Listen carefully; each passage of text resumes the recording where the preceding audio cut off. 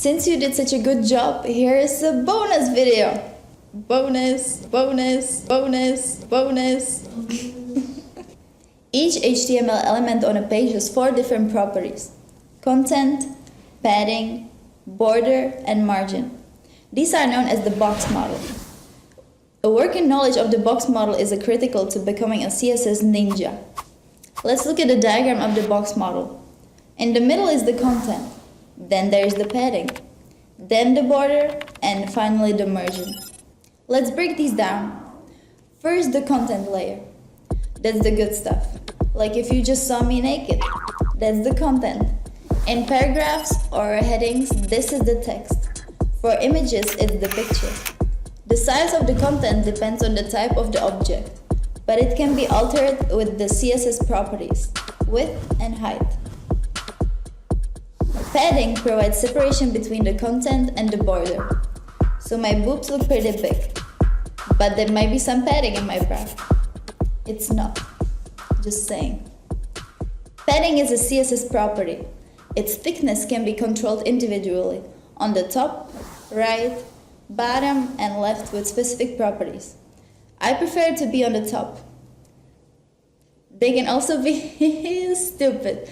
They can also be defined all at once with 4 different values, like 10 pixels, 20 pixels, 15 pixels, 25 pixels, or 2 properties which affects the top and bottom, and left and right, like padding, 10 pixels, 15 pixels.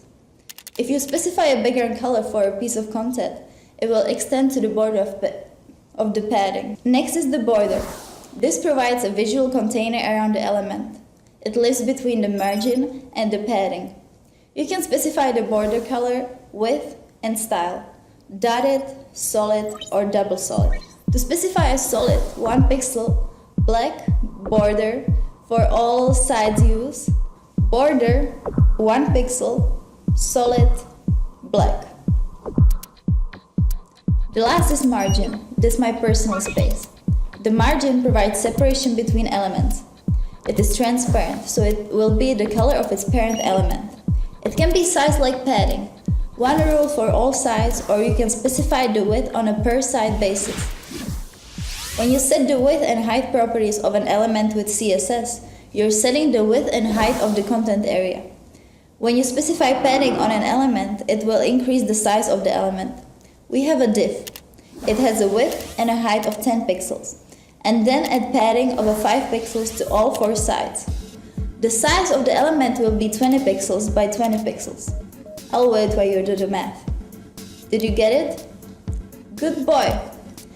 If you add the 1 pixel border to the element, the size will be 22 pixels. And so for the margin. Thanks for watching!